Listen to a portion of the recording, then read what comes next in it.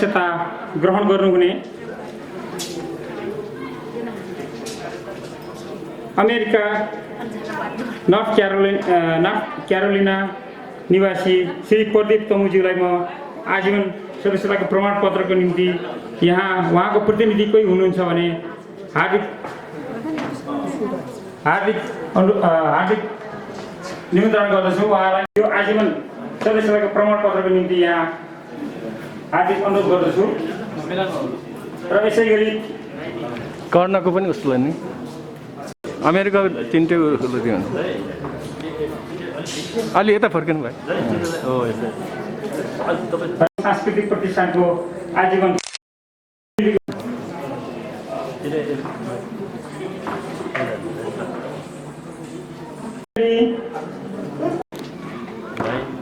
यसै गरी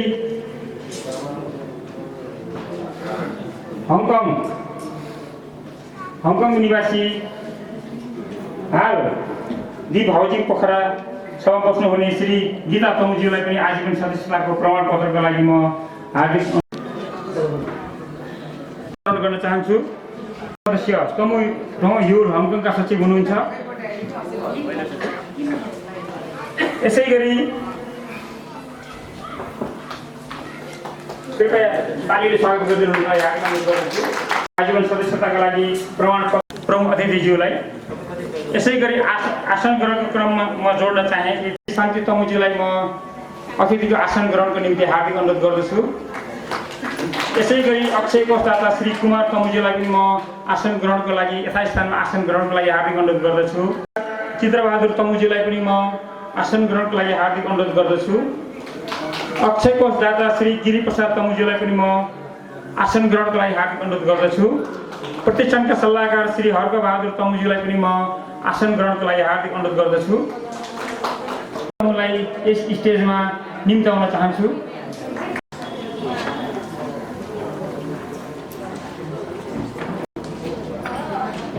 धन्यवाद कार्यक्रम सञ्चालकज्यू।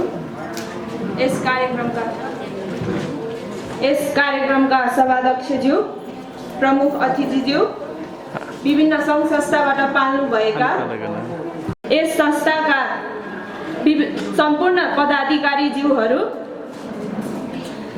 र विद्यार्थी साथीहरूमा म यस तमु सांस्कृतिक प्रतिष्ठान नेपालको तमुदी एसोसिएसन युकेबाट 2070 सालदेखि 2072 सालसम्म छात्रवृत्ति प्राप्त विद्यार्थी म हसिला गुरुङबाट यहाँहरूमा हार्दिक अभिवादन व्यक्त गर्दछु। आज यस कार्यक्रममा हजुरहरू समक्ष यसरी उपस्थित भई आफ्ना भनाइहरू राख्न पाउँदा अत्यन्त आफूलाई निकै भाग्यमानी ठानिरहेकी छु।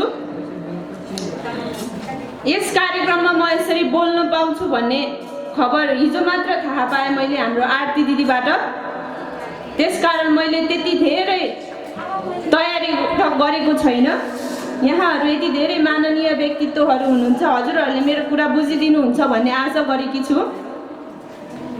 मैले यस तमु सांस्कृतिक प्रतिष्ठान नेपालबाट छात्रवृत्ति प्राप्त गरी धेरै हौसला मिलेको छ। मेरो पढाइप्रति मात्र नभई हरेक क्षेत्रमा मैले हौसला प्राप्त गरेकी छु। आगामी दिनहरूमा पनि यसरी नै हौसला प्राप्त गर्नेछु भन्ने आशा राखेकी छु। यति भन्दै म यहाँ बिदा।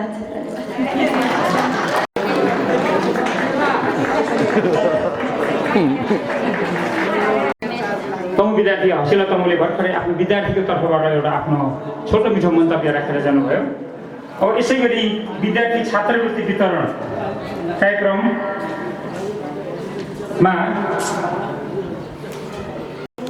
टेक्निक कलेजमा अध्ययनरत पवन तमुलाई हामीले बस यस कार्यक्रममा आउन सक्नु भएन र हामीले उहाँको यो जुन रकम 20,000 रकम चाहिँ हामीले उहाँलाई ब्याङ्क मार्फत नै पठाइदिने नै छौँ र उहाँलाई यस छात्रवृत्ति पढाउनका निम्ति तमुदी युकेका पूर्व अध्यक्ष श्री ज्ञान तथा प्रेमा तमुज्यूले उहाँले आर्थिक सहयोग गरिराख्नु भएको छ र उहाँको जुन अहिले जुन अध्ययन हो निरन्तर रूपमा अगाडि बढिरहेको पनि म यहाँहरूलाई निवेदन गर्न चाहेँ।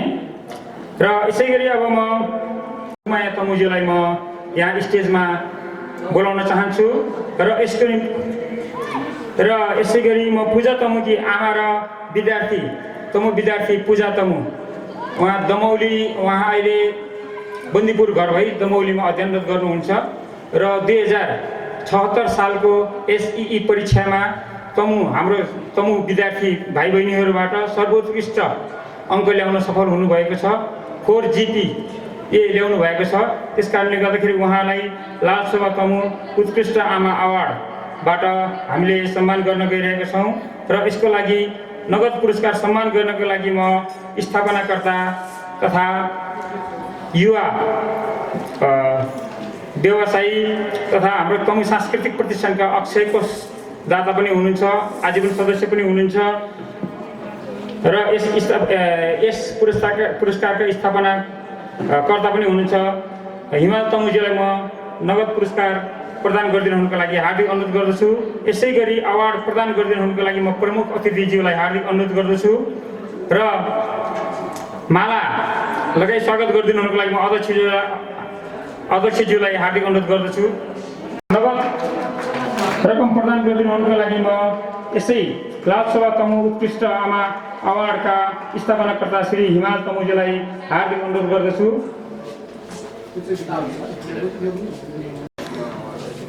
हिमाल तमु उहाँले जुनसुकै विद्यार्थीको एउटा सफल हुन्छ भन्ने कुरा महत्त्व यहाँ सही विद्यार्थीलाई आफ्नो एकचोटि उत्कृष्ट आमा प्रदान गर्ने उहाँले निर्णय गर्नुभए अनुसार हामीले प्रत्येक वर्ष 20,000 रुपियाँको दरले तमु विद्यार्थीलाई हामी सम्मानित गर्दै आइरहेका छौँ।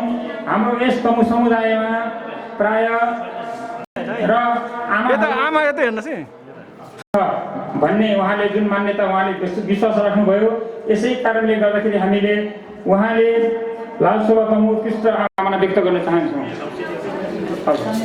धन्यवाद। यसै गरी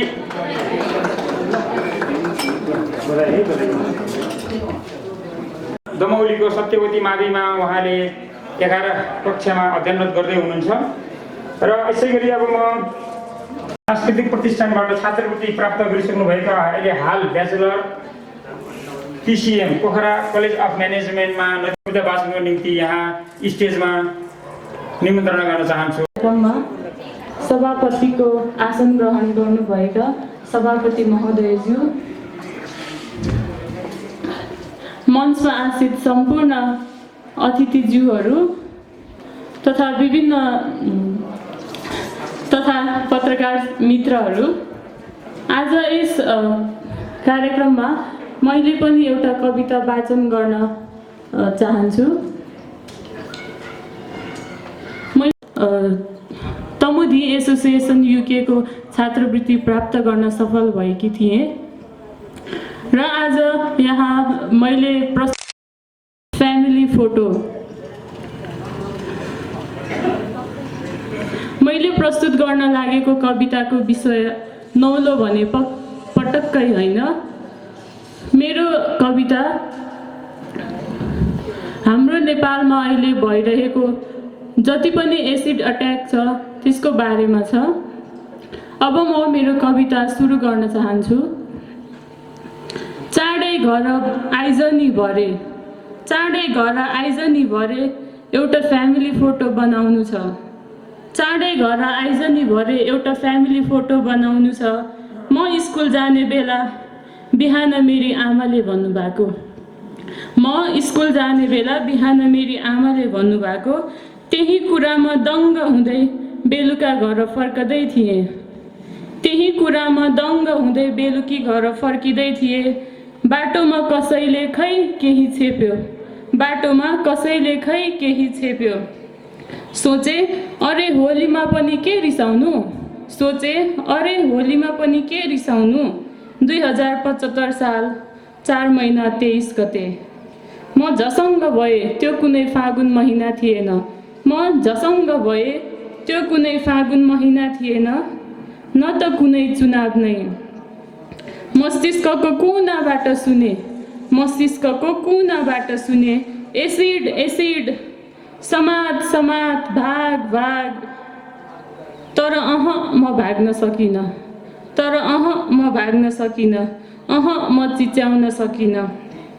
सायद मदहोसमा म सोच्दो हुँ, सायद मदहोसमा म सोच्दो हुँ, महिला असुरक्षित कि देश असुरक्षित। सायद मदहोसमा म सोच्दो हुँ, महिला असुरक्षित कि देश असुरक्षित।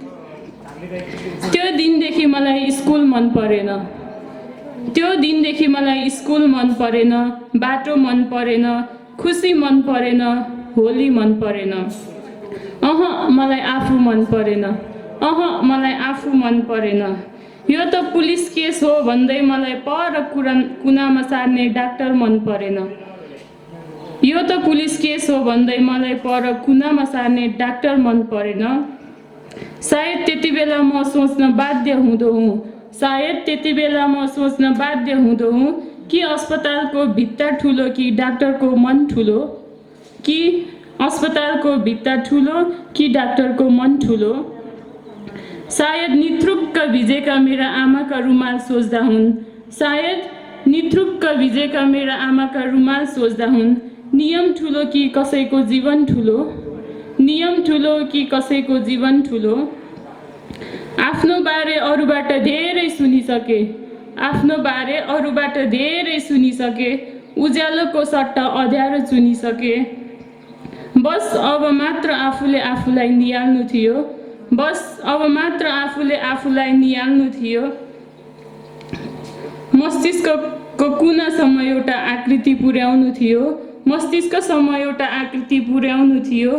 तर आँखाहरूले हेर्नै मानेनन्, तर आँखाहरूले हेर्नै मानेनन्।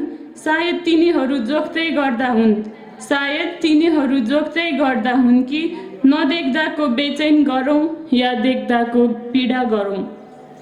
कति सुखी हुँदो हो जीवन, समयले पीडा सबै टालिए। कति सुखी हुँदो हो जीवन, समयले पीडा सबै टालिए। जब ऐना सामु आफूलाई राखे, जब ऐना सामु आफूलाई राखे, हजार कोस पर फालिए, हजार कोस पर फालिए। तर ठिक हुन जिद्दी गर्न मनै लागेन, तर ठिक हुन जिद्दी गर्न मनै लागेन। किनकि मलाई थाहा थियो, किनकि मलाई थाहा थियो मेरो छाला सपार्न बाबाका छाला खाडीमा सेकिनुपर्छ। किनकि मलाई थाहा थियो मेरो छाला सपार्न बाबाका छाला खाडीमा सेकिनुपर्छ। गल्ती केही नगर्दा पनि निहुरी घुँडा टेकिनुपर्छ। सायद त्यो दोषी समाजमा खुलेआम घुम्दा बाबाका झुकेका टोपी सोच्दा हुन्। आखिर पीडितको सबुत ठुलो कि पैसाको बारुद ठुलो। बस अब अति भयो, बस अब अति भयो। धेरै लगाए कालो रङ, धेरै लगाए कालो रङ, अब रङ्गिन सिलाउनु छ। धेरै लगाए कालो रङ, अब रङ्गिन सिलाउनु छ। अलिकति साहस थपिदिनुस् हजुर, अलिकति साहस थपिदिनुस् हजुर। दोषीलाई सजाय दिलाउनु छ। आत्मविश्वास बटुल्दैछु हजुर, आत्मविश्वास बटुल्दैछु हजुर। एउटा फ्यामिली फोटो खिचाउनु छ। आत्मविश्वास बटुल्दैछु हजुर, एउटा फ्यामिली फोटो खिचाउनु छ। अलिकति साहस बटुल्दैछु हजुर, एउटा फ्यामिली फोटो खिचाउनु छ। धन्यवाद।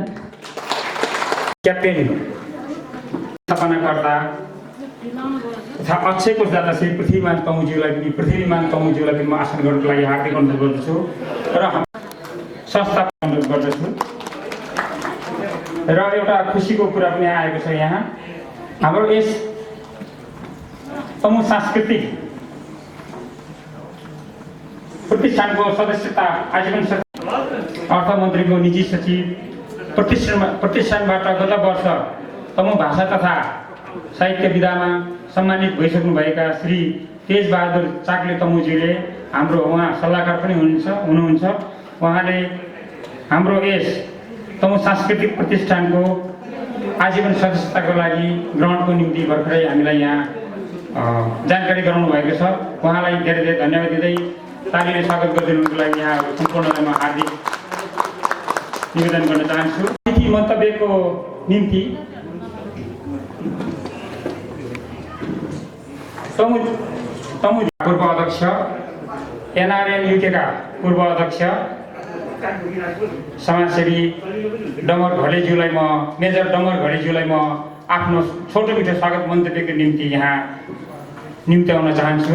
कृपया तालीले स्वागत गरिदिनुको लागि यहाँहरूलाई म हार्दिक अनुरोध गर्दछु। अतिथि हाम्रो तेजबहादुर ज्यू र मञ्चमा आसीन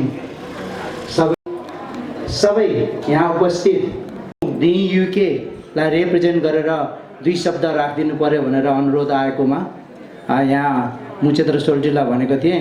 उहाँले चाहिँ सहज चाहिँ ब्याकअप गर्नुभयो, त्यहाँ म अघि सरेको छु। गहिरो अनि एकदमै प्रशंसनीय छ भनेर म भन्न चाहन्छु। विशेष यहाँ मैले सम्झन चाहेँ संस्थापक अध्यक्ष मीनप्रसाद गुरुङ, जो चाहिँ हरेक वर्ष तमुधिमा चाहिँ अगुवा गरेर चाहिँ प्रतिष्ठानको लागि हामी डिनर नाइट गर्छौँ। र तमुधी युकेको हाम्रो पेट्रोन शेष गले दाइलाई पनि म सम्झन चाहेँ। उहाँको पनि विशेष योगदान छ संस्थाप्रति र आस्था पनि छ।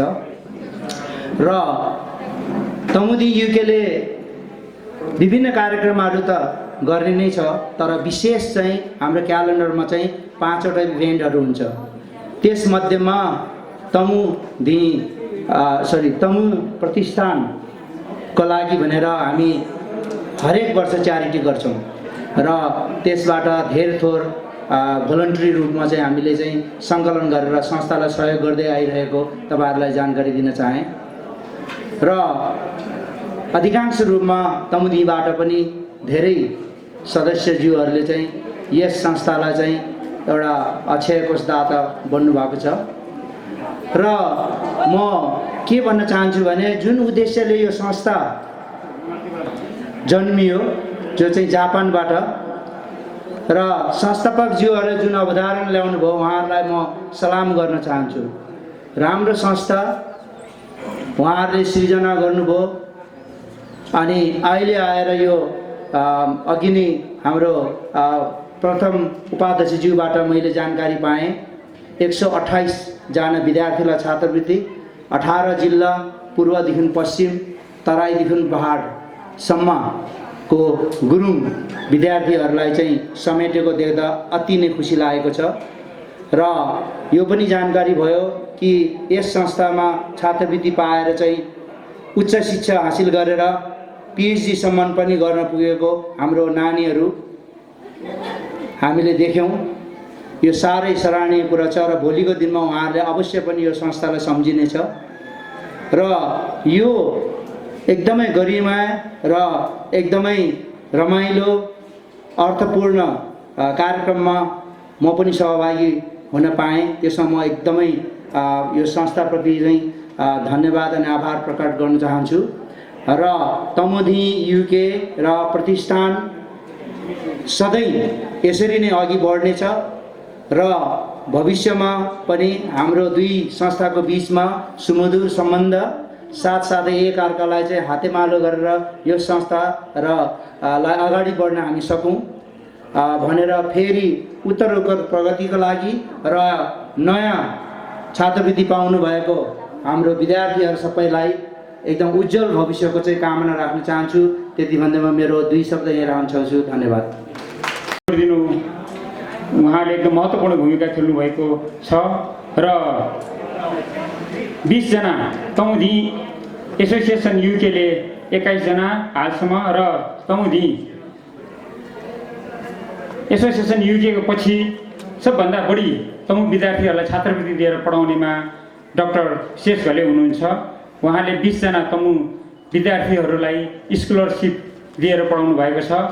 23,75,000 रुपियाँ उहाँले तमु विद्यार्थी छात्रवृत्तिको लागि अक्षय कोषका लागि उहाँले स्थापना गर्नुभएको छ। यसको लागि महत्त्वपूर्ण योगदान दिनुहुने र यस तमु सांस्कृतिक प्रतिष्ठानलाई उहाँसँग जोड्नका लागि उहाँले जुन एउटा सेतुको जुन एउटा पहल गर्नुभयो, भूमिका निभाउनु भयो, त्यसको लागि हामी तमु सांस्कृतिक प्रतिष्ठानको तर्फबाट उहाँलाई मुरी आभार व्यक्त गर्न चाहन्छौँ।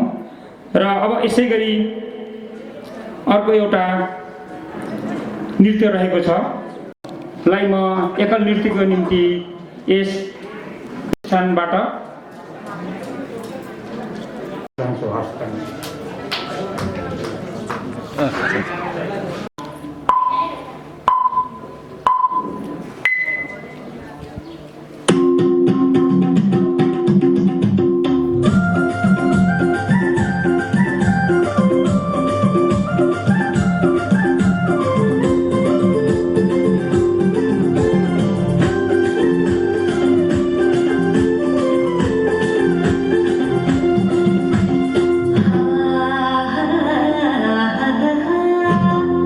हिजो राति तिमी